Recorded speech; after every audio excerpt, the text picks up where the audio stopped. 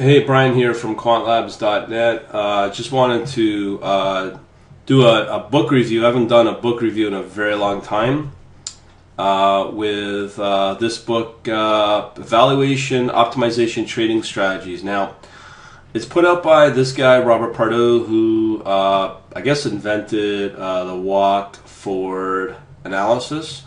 There's a whole chapter on it, but this book has been expanded. He's president of this Pardo Capital Limited, so he's pretty prolific in the business. Obviously, it's a second edition, so it's fairly recent.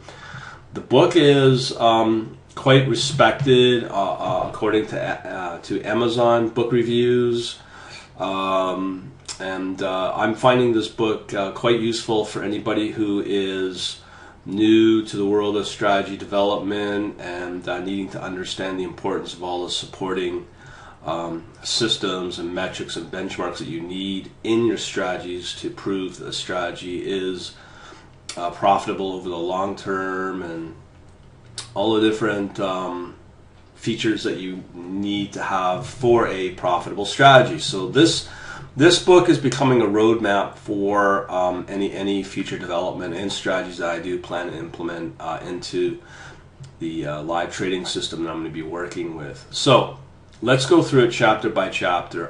There's a decent breakdown on in chapter 2. It's a slow read at the beginning, but as you get into it, you start to understand the importance of all the different, call them building blocks, that enable you to ensure that you do have a profitable long-term strategy. So obviously in chapter 3 he goes over the design process in a trading strategy. If you remember, obviously, in my quantlabs.net, a lot of that will be done. It's just more like tweaking strategies for your needs. Obviously, there's the different chapter 4, the different platforms. We've gone on through that as well by using the open source trading platform that I've looked at. I've looked at a bunch over the last couple of years, and I've pretty well settled on the one that I'm working with now. Chapter 5 covers the elements of strategy design. This is a really good chapter for those that don't quite understand the importance of risk management and all the different calculations and algorithms and whatnot that are needed for risk management. So that's a good one. Again, this is really geared towards people that are new at all this in terms of understanding the importance, as I said, of what goes around a strategy for trading. Now also, as I said, there's the different elements of that what makes a strategy really good. Obviously, historical data. You know, what are you trading? Futures, cash, markets, things like that. Now this is an important one. You need to determine your size of your test window, your rolling window, when you do your back testing. There's a different market conditions that you need to understand. This is a key one as well, for especially for high frequency trading, where they do make money, efficient versus inefficient markets. I'll let you read that to understand that element.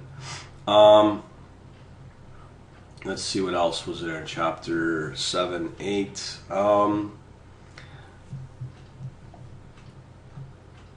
This is an important one as well, in case you are trading various assets in one strategy, which is quite common with a basket of assets. Now, this one is another important one when it comes to searching. In terms of understanding the different types that are available to search when it comes to evaluating trading strategies, and there's different ways of going about it. Some good examples in here as well, and then obviously there's the advanced search. This one we all know about, genetic algorithms. This one I never heard of, particle swarm. I've actually heard of it, but I didn't realize you could apply it to financial. Optimization is probably the most important chapter of them all. Needing to understand that your trading strategy is robust, understanding the different elements of optimizing strategies. Now, there's always a argument against this, if really optimizing strategies is important or not as you get more experience with strategy development. I would agree with that. But when you're starting out, you still need to understand the importance of optimizing and understanding when you do change a parameter and understand the impact it could have on your strategy on the long term. Now, obviously, I mentioned this earlier for Chapter 11, the walk forward analysis. It was developed by this person, Robert Pardo. He goes on about the importance of it, the different components, the size of your testing window, which data you should use, so on and so forth.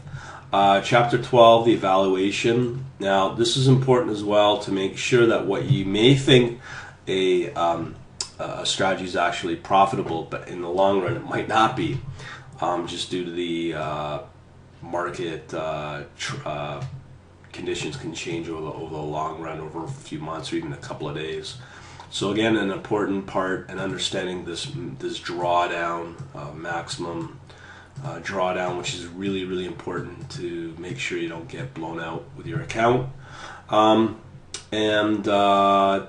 The last chapter, overfitting, is another big one, which is covers some of the reasons why your strategy could fail if you put too many parameters or over-optimize your strategy. And then, of course, there's a last chapter which shows you how to build reports to evaluate your strategy. So, as you can see the importance of this book. It's pretty high-level stuff. It does go into some detail, but I think a lot of advanced traders or whatever are just going to not see too much in this book. But for newbies, this is quite a good book, and it's a good roadmap to understand what goes around in strategies, just to make sure that your system or your trading strategy is profitable over the long run, and when to swap it out with another one, and all the different conditions that come with it.